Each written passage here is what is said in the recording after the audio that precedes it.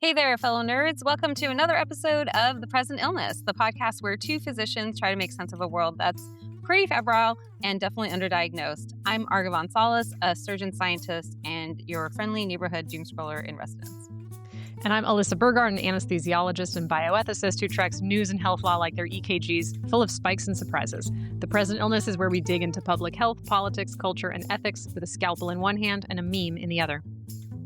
Big thanks to everyone listening, and extra love, as always, to our subscribers and those who follow us.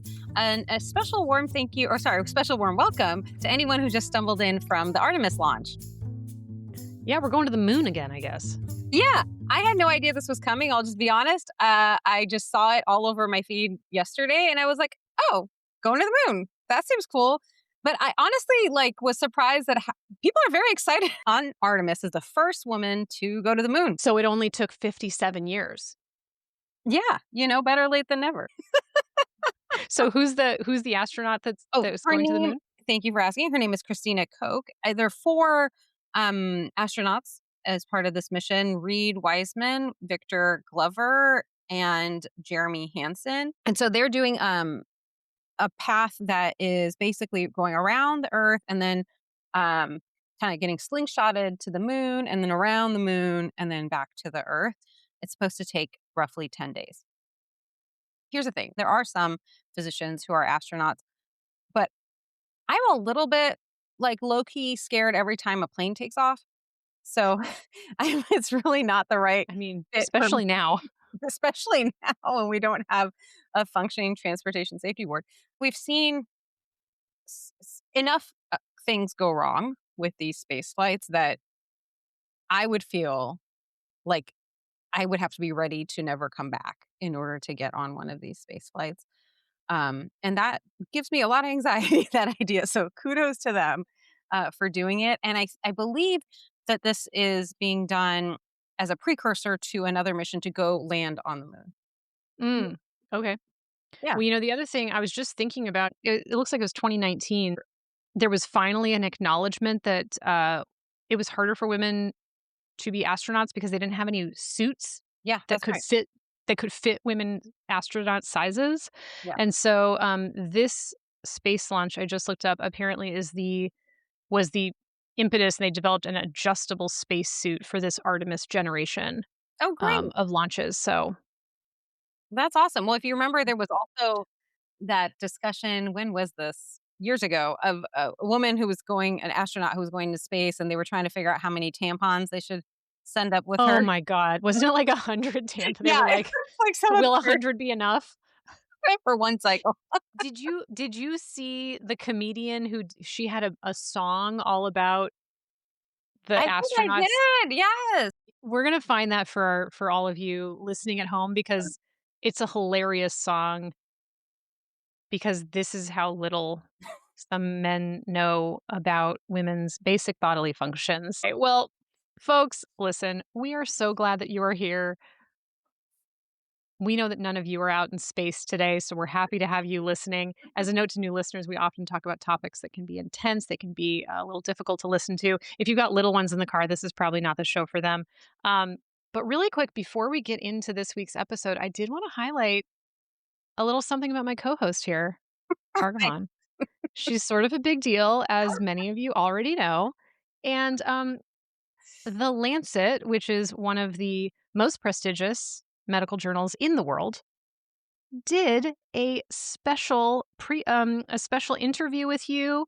They had this lovely article about you, and it is called Arghavan Salles, Seeing the Value of Diversity, Equity, and Inclusion. So I will make sure to put a link to that in the show notes, because I was so proud to see you in that. Aw, thank you so much. I appreciate that. Thank you for the shout out. So my understanding, and correct me if I'm wrong, is that you and I are going to talk about the Olympics.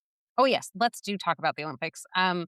Folks may know that there was an announcement several days ago that the IOC, the International Olympics Committee, it's been reported in a number of different ways. Like, people have said that they have banned trans women from competing.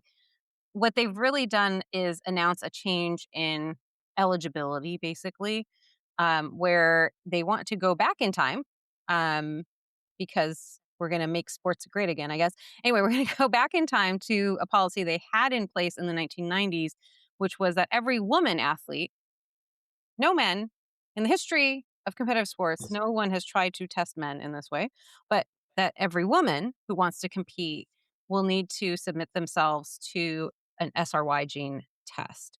And And can you tell people what the SRY yes, test is? um, it's the sex determining region on the Y chromosome, SRY, and it is, as it sounds, it's a region on the Y chromosome. It's a gene on the Y chromosome that lets you know.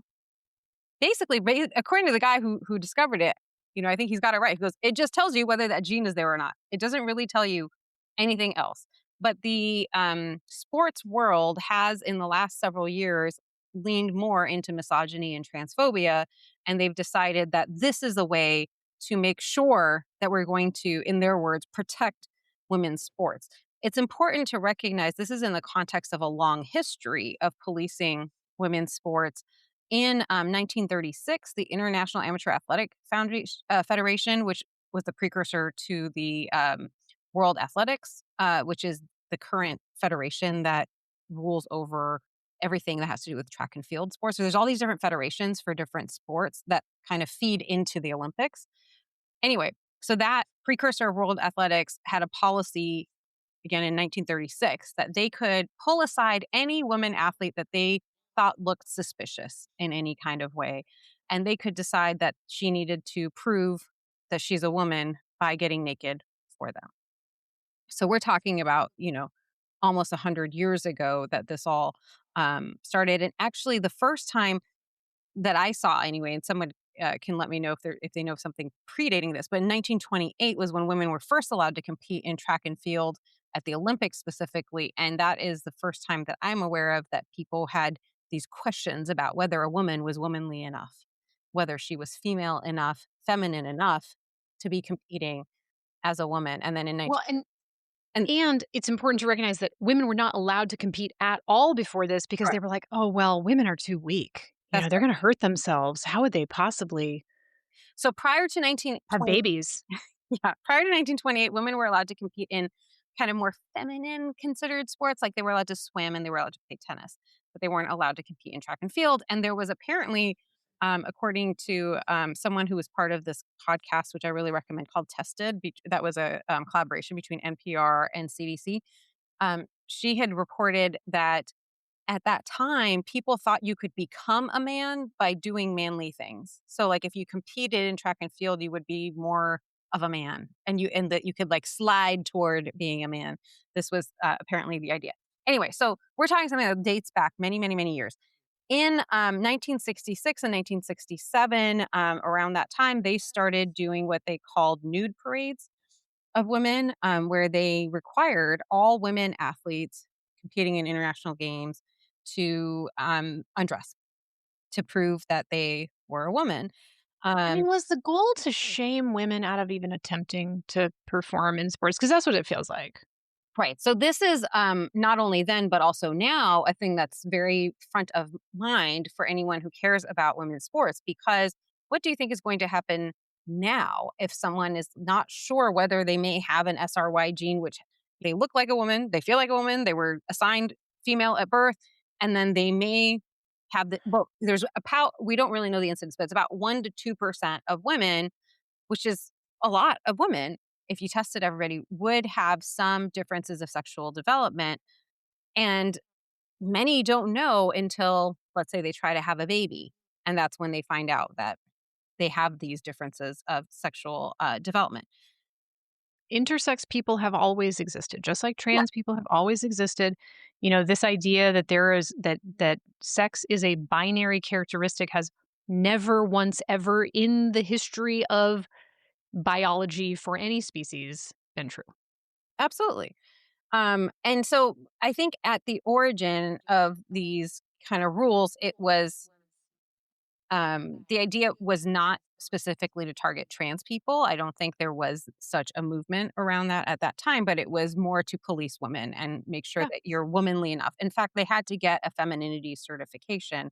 So what happened in 1968 was they stopped the nude parades, which were also called peek and poke. Terrible. Oh, girl. Oh, no, no, no, Yeah, no. Oh, terrible. God. No, we gotta pause for that. I'm sorry. What? Yeah. So one of the women Ugh. in the tested podcast talks about how they were taken to a room underneath the stands and forced to pull down. We gotta I gotta pause you again. I Yeah. gotta pause you again, and I'm sorry, but this podcast, not only do we obviously talk about lots of things that have to do with medicine and the ways that it impacts society, these peek and poke things, I just looked them up. Mm. It was they had to parade in front of a panel of doctors Mm. to prove that they were physiologically womanly. Yeah. And so again, one of the many, many ways that medicine aggressively upholds misogyny, white supremacy, etc., etc. Absolutely. So in 1967, they discovered bar bodies. So the folks involved in international sports say, great, we can use this now. We don't have to do nude parades anymore. We can just have everybody tested for bar bodies. So from 1968 on, they started testing people for bar bodies. So there's a woman in the podcast, and her name is Debbie Brill. She was a high jumper, and she talks about what that process was like. And they literally gave women a female card. You know how they talk about, like, don't play the female card. It was a card that apparently looked very much like a driver's license, but it was called a certificate of femininity, and they had to have that with them at every event they went to, and this is through 1999, mind you. This isn't just a thing that happened in 1960. So they have the bar bodies. Then the next thing is in 1990, the SRY gene that we were just talking about, the sex determining Hmm. on the Y chromosome, is discovered. And then they're like, "Oh, this is great. We can start using this." So they use it for the 1992 Olympics and the 1996 Olympics. Now, this is against the advice of one of the men Geneticists. who was involved in discovering this, which is his name is Andrew Sinclair, based in Australia, I believe. And he has talked about multiple times why this is inappropriate. And in fact, it was lobbying for the SRY gene, which was a practice that was ended in 1999. Now, a couple of things about the SRY gene and why it's inappropriate. One that we've talked about is that it will pick up a diagnosis of differences in sexual development in people who may not have known that they had And we're not looking. correct. And so you're forcing something onto people that can be very traumatizing. The harm definitely outweighs the benefit, whatever minimal benefit is seen to be there. Um, it's also a test that's very sensitive to contamination. So, in lower resource settings, one of the things that Andrew Sinclair talks about is that if it's a man who's handling the sample, then it could turn positive just because it was a man handling the sample. And we don't have any problems with an overrepresentation of men in laboratories, so what could possibly go wrong? Yeah, exactly. So there could be all these false positives.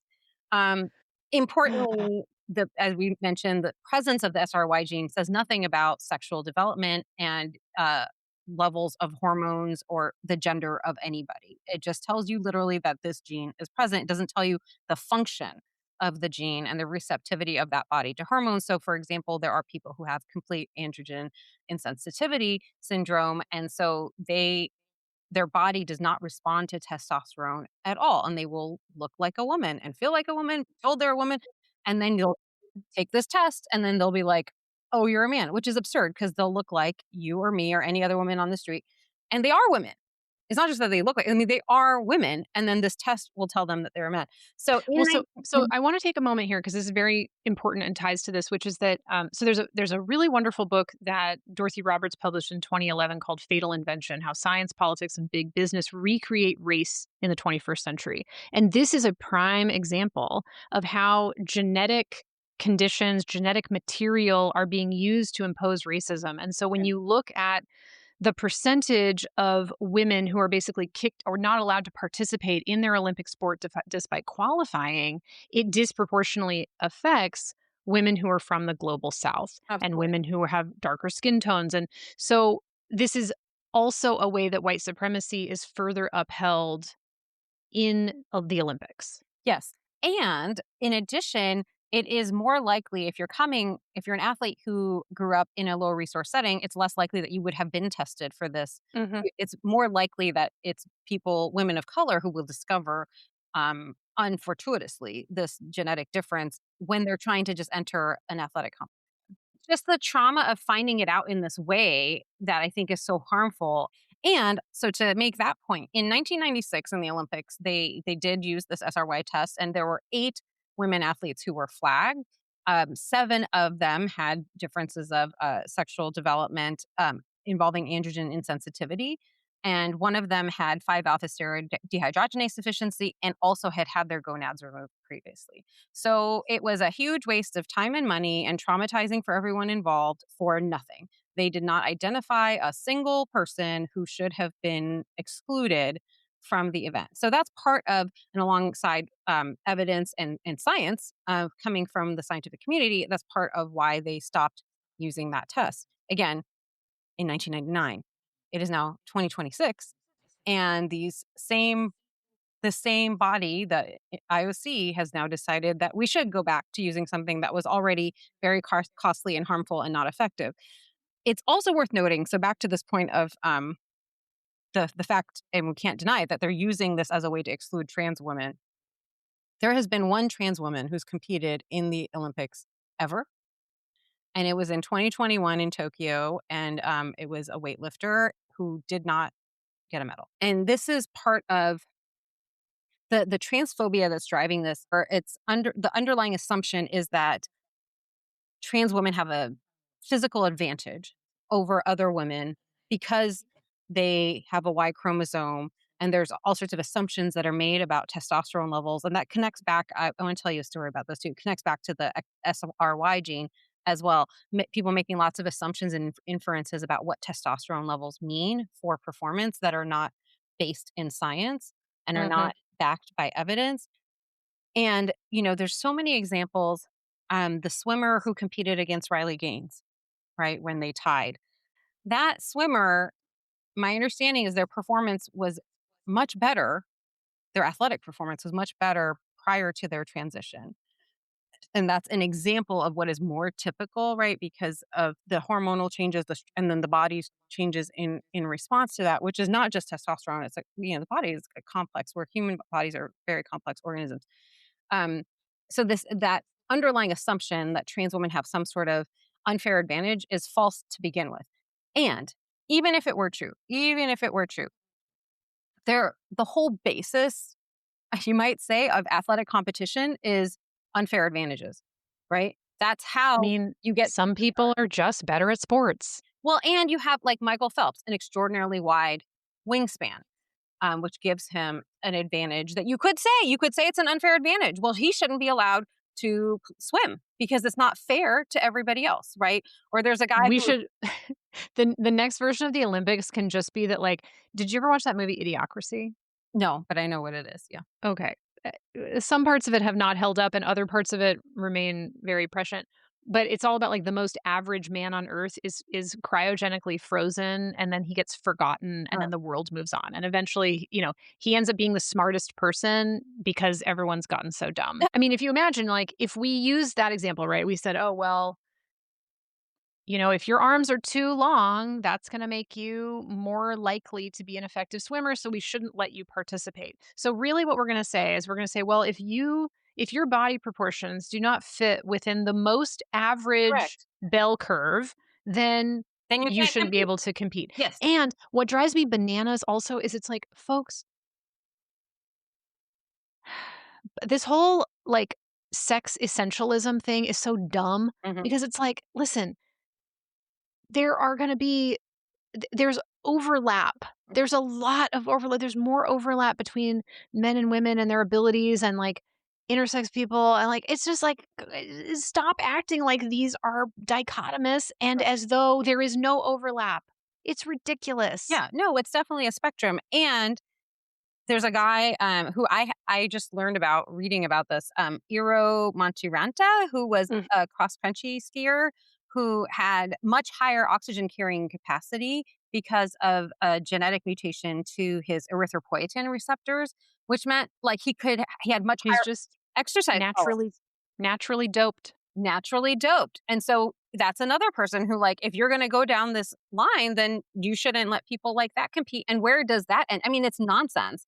But the reason I'm saying it that way is to highlight how absurd it is to say, oh, trans women will have a physical advantage. That's the whole basis of sports. Like, not everyone can play in the NBA. There's a reason that, like, in general, taller people are playing professional basketball because the basketball hoop is at a specific height, right? Like it's Are you telling me that I don't have a right to be a professional basketball player? I am indeed saying you don't have that right, and nor do I, as much as I love Well, basketball, but this is the other thing, and to your point about, the swimmer Mhm, whose swimming actually was not as fast as mhm, when mhm. before they had transitioned, and the argument that many people will make about the Olympics is that being trans, simply having access to gender affirming hormones is equivocal to doping, Right. to using different, these other medications that increase your oxygen carrying capacity, or taking,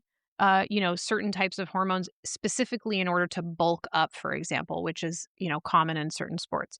And it's a ridiculous, unscientific belief.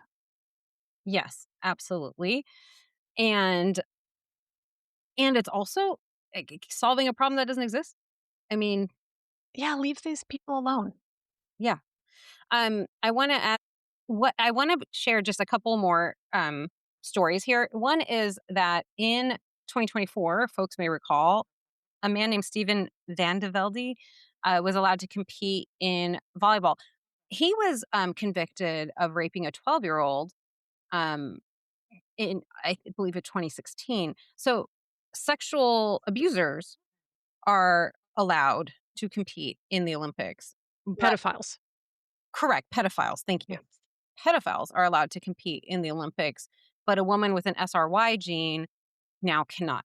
I should acknowledge that the Olympics, the IOC has said that if somebody had an SRY gene and they thought they had a difference of sexual development, that they could ask for additional testing. They could ask to go through more trauma in order to be able to compete, which is not a solution. I understand why they think it is, but it is not a solution to a very terrible policy that you've created in the first place. Um, there's also a lot of weird stuff that starts to happen when you try to, as you said, like basically binarize something that isn't binary. So Caster Semenya is a runner who is from South Africa and won two Olympic gold medals in 2012 and 2016, and three world titles, all in the 800-meter, and has a difference in sexual development such that her testosterone level is higher than average for women.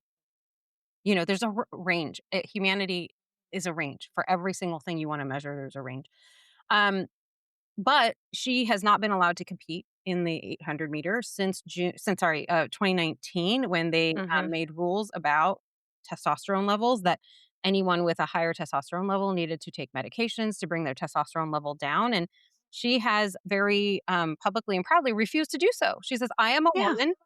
This is I am a natural variation on the spectrum of what it is to be a woman. I will not alter Well, my woman body to meet some um really external made up standard. arbitrary, yeah, exactly, Well, arbitrary standard." and this is the other thing, right? Is that so many of these things, oh, we're gonna I mean, you look at Trump's executive order, we need to protect biological women. Please. None of this is about protecting women. No. This is about protecting the ability to control women. It is about protecting the domination of men over any person of any other gender and any other sex. Caster Semina's case was a major turning point in these discussions around not only intersex women in sports, but trans women in sports. And this was part of the original sort of launching of what we've gotten to today, where we have all of these cases that are about preventing access to medical care, preventing access to gender affirming care for children, preventing access to gender affirming care for adults is the absolute next step. Mhm. And Castor Semina's case was one of the first to really launch this into a international dialogue, which continues to be incredibly dysfunctional and incredibly harmful. Yes, and in, I believe it was 2023, the European Court of Human Rights ruled that Caster Semenya had been discriminated against. And yet, because they don't have whatever jurisdiction or what authority, like, it doesn't actually change anything. I mean, it's still an important ruling, and I'm glad that they made that ruling, but it has Sure. not allowed her to participate. And initially, in 2019, they had decided that any distance between 400 meters and a mile someone with elevated testosterone could not compete in, but they've since expanded it to no distances in which someone could be eligible to compete. Again, despite this finding in that court in 2023, it's also worth noting that the World Athletics Foundation or Federation, I'm sorry, I don't remember which it is, but It's federation. thank you. The World Athletics Federation last year already made the same decision that the IOC has announced this week to adopt the use of the SRY gene as a test. And folks may recall in the 2024 Olympics, there was a lot of really nasty stuff said about Imani Khalif, who is a boxer, a woman boxer from Africa. I think she's Algerian. And she won, and she won her match. She won gold. And people have really clung on to harassing her as though it's going to fix anything for anyone. And by people, I mean including J.K. Rowling. And also, I've seen articles this past week talking about this IOC decision that included her picture. Now, she is also a woman, born a woman, assigned female at birth, raised a woman. At the time of the Olympics, it was unclear what kind of testing she had been forced to undergo. It's now known widely that she has an SRY gene, and so what, right? She is still a woman. She competed as a woman. She should continue to compete as a woman, but people have harassed her. I can't even imagine how hard it's been to be her and have people debating whether you're a human almost, right? Mhm, It's not. Like, humans are full of variations. We're full of variations that have nothing to do with sex. mhm, There's all there's variations in, like, what blood vessels you have going through your liver. mhm. There's variation, there's so many things about human beings that can just be a little bit different, and it doesn't, like, stop making a big deal out of it. Yeah, it's just natural. That's how we are, and that's part of the beauty of humanity. Anyway, so there's a runner, another runner named Christina. They call her Mamba, but I think her last name is spelled Mboma, and she is in a similar category where she's phenomenally talented, and people, as soon as she had success, started asking, well, is she really a woman enough? Does she deserve a female card? And she has taken a different approach from Castor in that she has actually tried to change her hormone levels, um, and basically trying to play the game that's been laid out in front of her so that she can continue competing. And I would really encourage folks to listen to the Tested podcast where they talk to her about how, and her doctor about how very difficult it is, even if you're trying to comply, to get your testosterone level artificially down to whatever number somebody somewhere in an office decided was like low enough testosterone for you to count as a woman, because there's no protocol for this because it's a fucking stupid thing to do. And so the doctor talks about like, oh, we don't really know. We're trying, like you're trying this, we're trying that, and it's actually agonizing as you listen to them talk about how much she's going through just to be able to run, just to be able to compete and represent her country, Namibia. She's from Namibia. Um, I remember when I listened to that podcast came out in 2024, and when I listened to that, it was just so harrowing to listen to them even trying to do the thing. So they're being asked to do something that is nearly impossible to do. And it's worth noting, again, back to this point about testosterone, it's not true that more testosterone equals better No. performance. Like, that's not a correlation that actually exists, and it's not a causative relationship that anyone can prove. And if you think about it like a more kind of extreme case, think about women's gymnastics. Mhm. The amount of flexibility that's required for women is very different from what's required in men's gymnastics. So you could imagine that, if a man, quote unquote man, tried to compete in women's gymnastics, they have a hard time with certain aspects of it. Would they maybe have an easier time getting up on the uneven bars? Maybe, but would they be able to do, like it's just But it also depends on it depends on so many things, for like, it's sure. so silly. And for folks who really wanna get, like, in the weeds on testosterone, there's a wonderful book called Testosterone: An Unauthorized Biography from, my former colleague Katrina Kasarkis and Rebecca Jordan-Young, and it's all about testosterone. It's all about, like, what does the science actually say about it versus what are all of the assumptions and myths and stereotypes about testosterone. Mhm. And so I highly recommend. I got a lot of book recommendations, honestly, for this episode. There's going to be a lot. Well, we appreciate that. Um, anyway, so that's the bottom line for where we are now is that the IOC has said this they're going to require this SRY testing. Um, it's really ultimately up to the federations to decide what exactly they're going to implement, but World Athletics has already implemented that. Why in the world we're going backward to something that we already knew didn't work? I genuinely don't understand. Like, I understand transphobia and I understand that those campaigns, and I understand that J.K. Rowling is spending a lot of money on this. She sucks. Oh, I hate her so much. Don't watch this Harry Potter stuff, folks. Don't watch it. Yeah, She sucks. there's no reason to support anything that she has anything to do with, to be honest. Like, Don't give her your money. because any money that is going to her is going to transphobic campaigns. I mean, that is That is like correct. how she is spending her time and her energy. It is vile. And anyway, so there's a lot of people like her who are pushing. So I understand that. And I don't understand why we're going back to something we already tried it. We already tried it. It didn't work. We lived and learned. Why do we have to live and learn again just because, as somebody said on Twitter, there's a new pedo in chief. You know, it a lot because a lot of people do think that it's caving to pressure from the US, where transphobia is being made to, or the existence of trans people is being made to be the biggest problem that could possibly exist. Meanwhile, people don't have health care, people can't afford to commute to work because gas is so expensive, people can't afford healthy food. Unemployment rates are not great. We're losing so many opportunities, especially in the federal government, with like 95,000 scientists having left the federal government in the last year. Anyway, all I'm saying is there are real problems that Oh, yeah, we've reached address. the anniversary of all those, layoffs at the NIH. Mhm. Anyway, Yeah, we digress. and instead of doing anything about any of that, we have a president who last night, we're recording on Thursday, April 2nd. We have a president who last night said, "Well, we can't afford daycare and Medicare and Medicaid. We have to pay for war." We actually don't, guys. We actually don't have to pay for war. Do you know what we could do? We could just not do war, and instead, we could do public health. We could do feed people. We could do be kind. We could do basic human rights. Wouldn't that be nice? We have a lot of options of things that we could do instead of war. I 100% agree, and, I would vote for you. I would yeah, anyway. I'd be a terrible politician because I would just be like, "This is dumb." Same. I have the same struggle, but anyway, I hope that's helpful for giving people some context as to, like, what the IOC is actually trying to do and why it's totally stupid and harmful. Well, thank you so much for that download.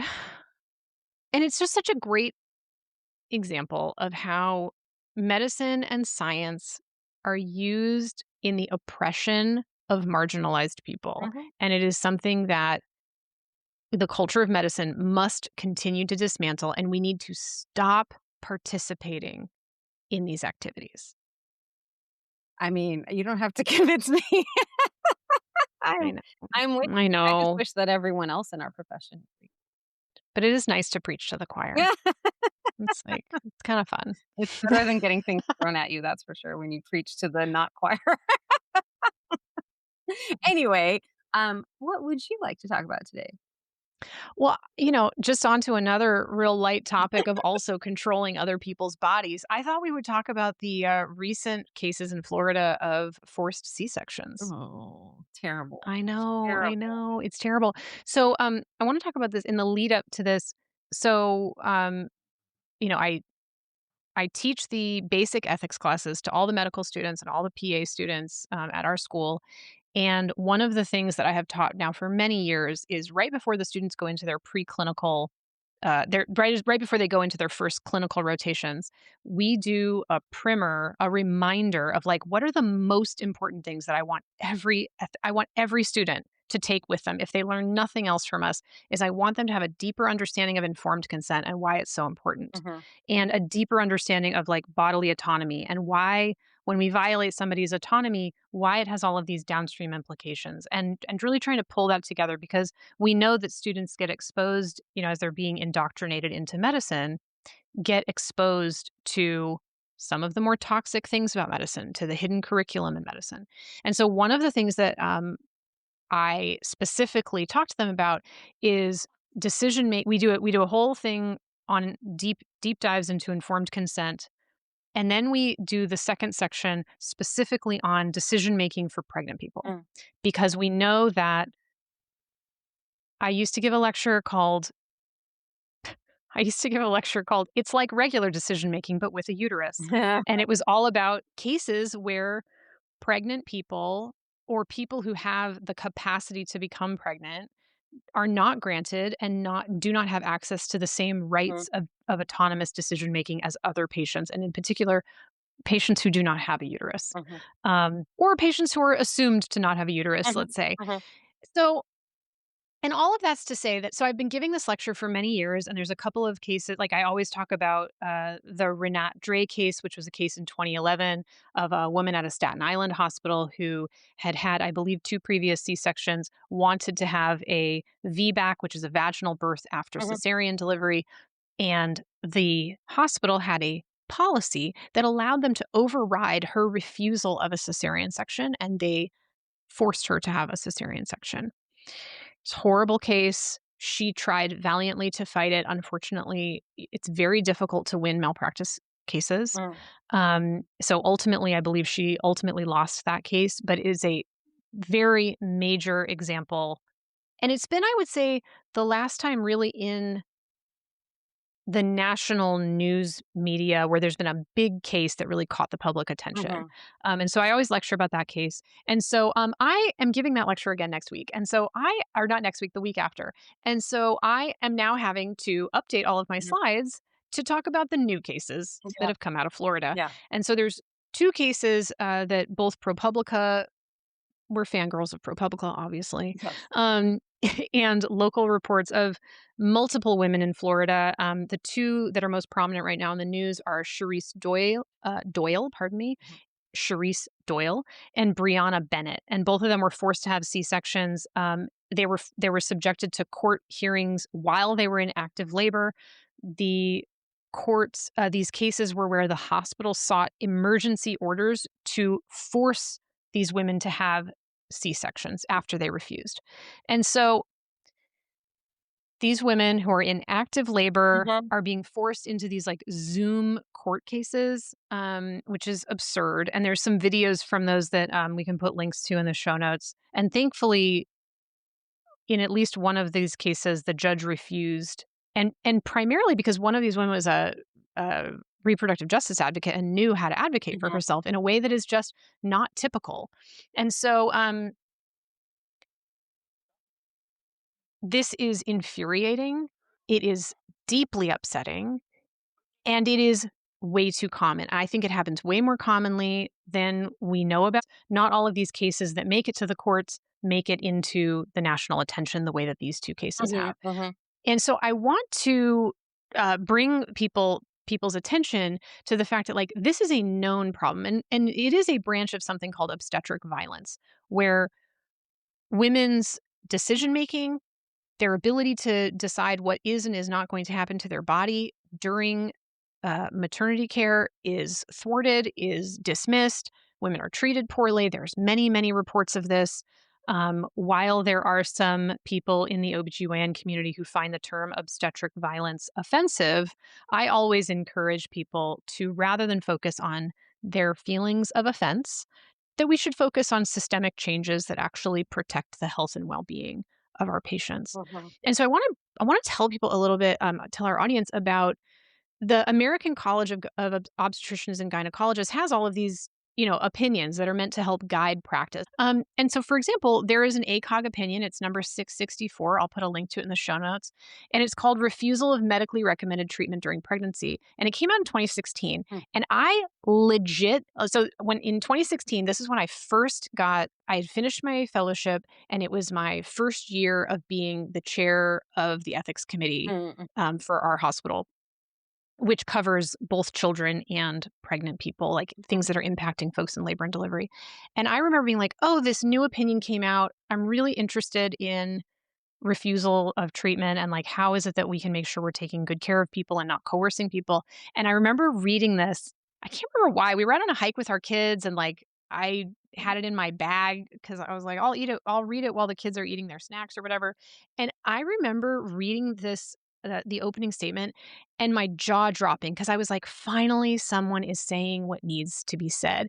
And they talk about how, like, you can have conversations where you support people in making informed decisions, but you cannot coerce people. You cannot manipulate people. You cannot use threats of child protective services against people's children having access to their children in order to force people to make the decision that you want them to make. Mm. They're really open about the fact that, like, listen, it is an incredibly morally distressing experience for an obstetrician and the nurses that are working in that area and the people who are trying to make sure that this person has a healthy birth and survives this delivery and survives this pregnancy.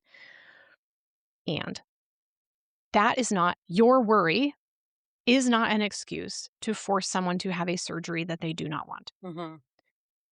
Now, does that mean that one of the risks is that there may be harm to this fetus? Mhm. It may be that there will be something bad that will happen. But the reality is that, like, a lot of times it doesn't. Mhm. They end up being able to deliver. They reach the decision on their own after having a little bit more time to make a decision. And absolutely, there may be cases where things don't work out as well. But us as healthcare workers forcing people to have surgery as though these patients are Right. incapable of making a decision Yeah, it's super is infuriating. infantilizing. It's infantilizing, and it's that paternalistic system of medicine that we've had forever.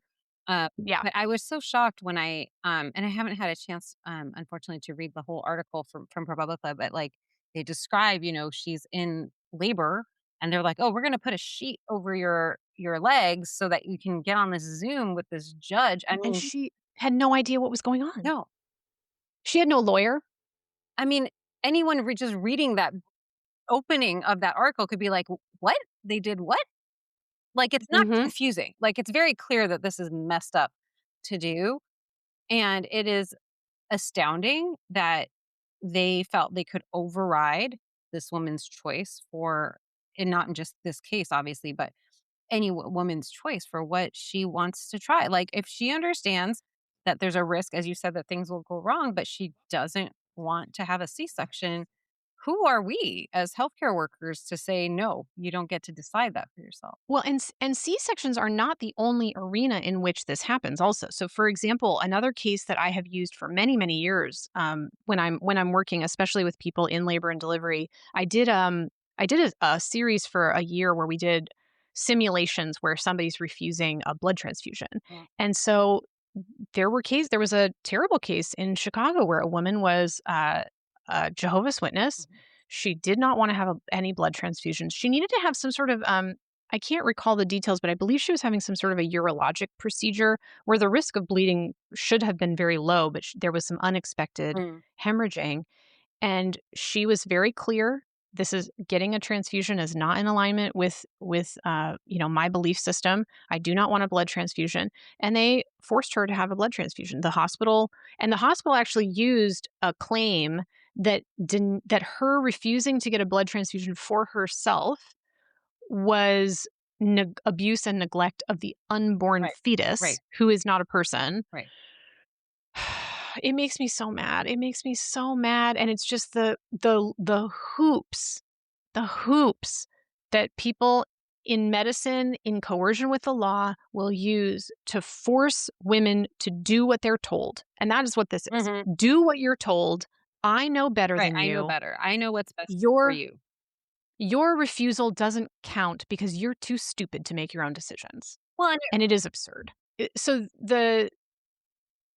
I said I was going to do a bunch of book recs for my nerds out there, for my readers. And so there's several books I think are really, really helpful in if you are somebody who, like me, is like, holy moly, we are not good. We are not good to women, and we are not good, in particular, to Black women. It is so, we have talked before about this case, about the terrible, abysmal outcomes of maternal mortality in this country, which are exceptionally worse for Black women in particular. Mhm. And both of these cases that we're talking about in Florida, it is not a surprise that both of these women are Black. That is not a surprise.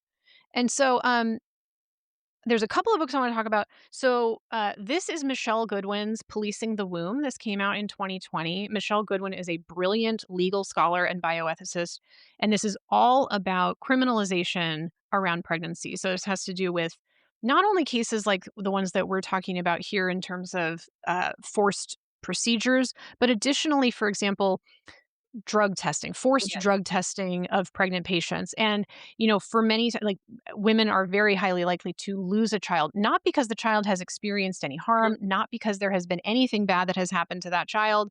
It is solely for the fact that the mother has a positive drug test Yeah. while pregnant.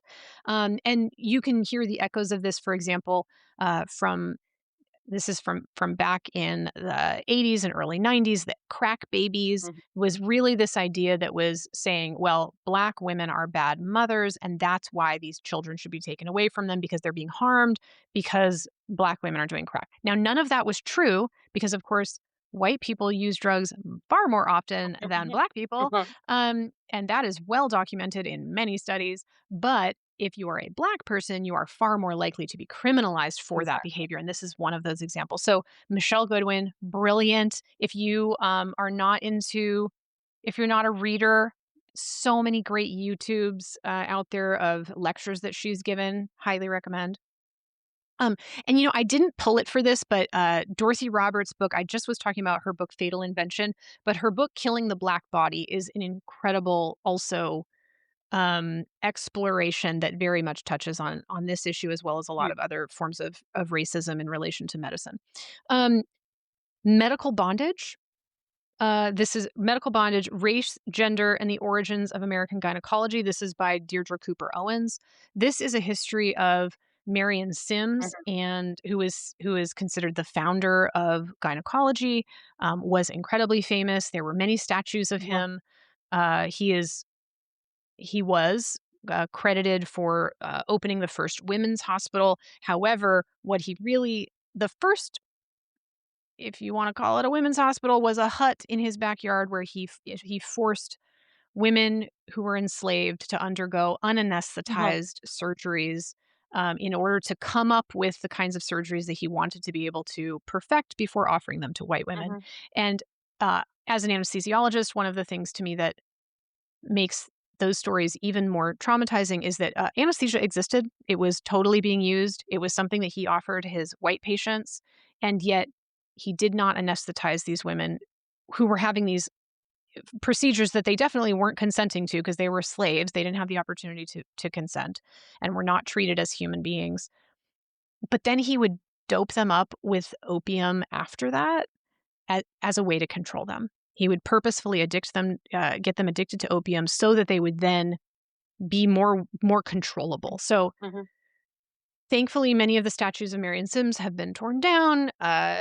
His role as a deep and terrible abuser of Black women in particular has been laid to bear, but the legacy persists. I think it's really important for people to understand that when we talk about forced surgeries, Mhm. especially the forced surgeries of Black mothers, there is a direct line Mhm.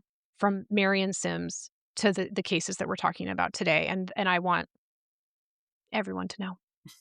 Um, Yes. this is one of my favorite books to recommend to medical students who are interested in reproductive justice. It's called Radical Reproductive Justice: Foundations, Theory, Practice, and Critique. I will say this is a more academic book than the other ones that I've just recommended. It's edited by Loretta Ross, who is really like the queen of reproductive justice, as well as Lynn Roberts, Erica Durkis, Whitney Peoples, and Pamela Bridgewater Toure. And the foreword is actually by Dorothy Roberts, so you can tell there's like a lot of interest there as well. Um, but it's a wonderful way to really more deeply understand feminist theory as it relates to reproductive justice and what we truly must demand.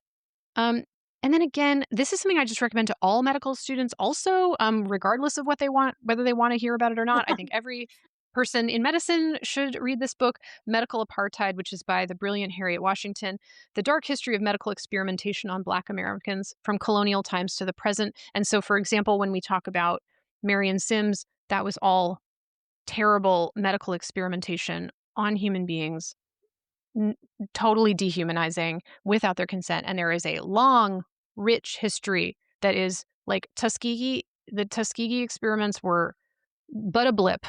They weren't even the worst thing. I mean, it was a terrible, terrible thing that happened. Not close to the worst things that have happened. Mhm. Part of a long history in America of the mistreatment, in particular, of Black people. And there is just no way to talk about medical justice without talking about medical racism, without talking about medical ableism, and without talking about medical misogyny. And so, intersectionality, the kyriarchy. I mean, this is just it is so part and parcel to everything that we're talking about today in this episode. Um, so those are my book recs, folks. Just I'll for put them in some the light show notes. light reading, Listen, you know? I know my husband's like, I'm gonna read a novel, and I'm like, I'm gonna read about terrible stuff. I was waiting for medical apartheid. I was like, "She has to get to medical apartheid. She's Oh getting yeah, medical apartheid, right?" And then, of course, you got it at yeah, the end. Yeah, it's here. yeah. Well, thank you. Yeah, Thank you for that, overview. There's certainly plenty to keep us all busy. And I do think, especially for I don't know if there's any younger medical folks who listen to our podcast, but no time like the present to start learning about the harms of our past because they don't usually get taught in medical school the way that they should be. I mean, I wish I had more time to teach in the medical school. I really make it my goal every time I teach to talk about these things because these are not things that were taught to me in medical school. I had to find these things out for myself. Same, same. Yeah. Um, well, should we wrap up our super cheery episode, just like all of our episodes, and talk about what we recommend for folks? Take two, and call. Call me in the morning. Yeah, what do you recommend? Okay. So one of my kids turned me on to this creator named Mini Minute Man. He talks about history and like why do we think things we think and like and he's just kind of funny and he's got a compelling way of telling a story. He did a whole thing about how there was a type of goose that was going to go Hmm. extinct and so this like incredibly complicated process that people came up with in order to make these geese not Mm, extinct. But more importantly, because their numbers had gotten so small, they no longer could migrate the way that they mm, used to because it's generational. And so if once you have one generation that does not make the migration, that knowledge is lost. The geese don't know where to go. And so there is this absolutely bananas thing that happened where they had to like teach these baby ducks, baby geese to like match onto an airplane, like a little airplane. And then they had to basically convince it that the airplane was its mother, so or its leader or whatever. I don't know how the geese think of yeah. it. Um, and then trained these geese to migrate on this historical ancestral pattern that geese used to migrate on all the time. Mm. So this plane had to fly at like 35 miles an hour and all these geese are following it. And now they know how to do it. Oh, that's amazing. And so they just had to do it once, and now they do it. And it's bananas. So I enjoyed that very much. And the other thing that came across my feed is, so like we have California sea lions here, which I think they're funny. I like to see them. Mm, They're huge. mm, When I've gone scuba diving, when they swim past you, it's like kind of scary, because they're really big. mm, Well, do you know what's a lot bigger than a California sea lion, Arghavan? a whale? A stellar sea Oh, lion. So they're they're the descendants of bears, oh, which I did not know. And there is this stellar sea lion, which they're usually farther north. They're like up by like Alaska and Washington, and they're not supposed to be down here so much in California. But there's one of them that's like wandered down here, oh, and like I can't. The marine biology person that made this video is like, yeah, I don't think that that guy's harassing these other smaller sea lions. Like he keeps jumping onto their platforms, and they all like are like dong dong dong dong dong, and they like leave. He's like, she's like, I think that that guy's just trying to make friends. Like yeah. he wants to cuddle and take a nap with them because that's how they like to sleep. So anyway, I'll put videos to both of these in the show notes because they're just we love an animal situation. Yeah. What about you, Arghavan? What's your take two and call me in the morning? Okay, so one that I really so I hope that people know about the We Rate Dogs account. So I love the We Rate Dog account. They're always highlighting very interesting dogs, usually funny and very sweet. So they did this week the worst dogs. Usually they say the dogs were good again this week, and then they have a series of clips of dogs being funny and sweet. And this week they were like, the dogs were bad this week, and Like naughty? Like doing bad yes. things? And so they Oh, okay. have like a compilation of these dogs doing silly things.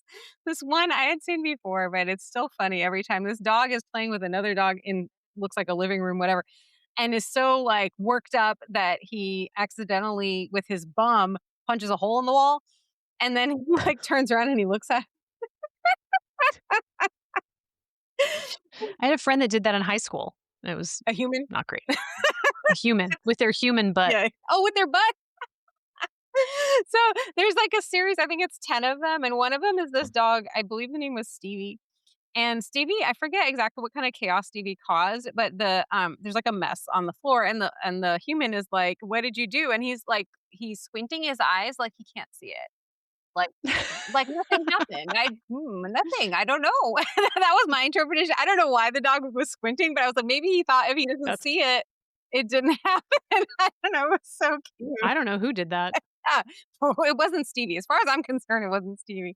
But anyway, it's lovely, and I will put a link. There's more examples. It's excellent. Anyway, I think that was their April Fool's effort there to do bad dogs. But anyway, I'll put a link to that video in the show notes. And then the other thing that was interesting that happened this week that's kind of launched some internet humor is the heist of Kit Kat. So about 12 tons of Kit Kat bars were stolen in Europe this week. I'm sorry. You just said 12 Tons tons? of Kit Kat bars. That's a lot of Kit Right? Kats. Like, you could do a lot with 12 tons of Kit Kats, and in fact basically, there's been a lot of, brands who have taken up this, Kit Kat heist, like, Denny says, "Official statement. We would like to make one thing clear. Whatever happened to those Kit Kats happened between 1:30 AM and 4 AM, and we were very busy. No further questions." And some of them are like, um like this is from the city of Montreal, as far as I can tell. Official statement: We would like to share our thoughts and condolences with Kit Kat following their recent sad news. On a completely unrelated note, we're pleased to announce a new Kit Kat flavored bagel. Um, there's a lot of these. Omnom, which I don't even know what that is, but they have official statement. We can confirm that Omnom had nothing to do with this. Yeah, sure. Sounds convincing. Anyway, there's a lot of I don't know if I have any good ones really readily available. TGI Fridays sending our deepest condolences to Kit Kat during this difficult time. On a completely unrelated note, if you're in need of a break, we make a pretty great chocolate espresso martini. Um, there was one, oh, I didn't take a screenshot of this. I should have. There was one where there's like a chocolatey finger, like 3 or 4 fingerprints, like it's somebody's palm that, or just their Oh, finger, like they've been eating a Kit and then Kat? some chocolate at the top, and then it's like, we don't know we have nothing to do with the Kit Kats. We feel really bad for the Kit Kat company. And then now Kit Kat has launched a stolen Kit Kat tracker. So you can go on their website and enter. There's like they even show you how to do it. There's like a barcode number on the package, and they're like, you can enter your barcode and see if you have if you're consuming a stolen Kit Kat bar. Anyway, Oh my gosh, please put a link to that in the show notes. yes. Well, I think that's it for this week's episode. If you didn't like what you heard, this has been the Alex Jones Show. If you liked it, don't forget to subscribe to The Present Illness and leave us a review, maybe a rating, and tell other folks to take a listen as well. We know that you don't listen to the Alex Jones Show, and that's how you've made it this far. Please follow us on TikTok, Instagram, and YouTube. We're at The Present Illness, and stay on top of all of our TPI-related news. We will be back next week with more headlines, hot takes, and doom scrolling, hopefully wrapped in some laughs. Until then, agitate, hydrate, and take a nap. We'll see you next time on The Present Illness. Production by Arghavan, Salles, and Alyssa Burgart. Editing by Alyssa Burgart. Social media by Arghavan, Salles. Original music by Joseph Uphoff. Don't take medical advice from random people on a podcast. This show's for informational purposes. It's meant to be fun, and it's certainly not medical advice. Take your medical questions to a qualified professional. You had so many good recommendations for. Oh, thank you. I love a book recommendation. I love to read. Yeah, I can tell.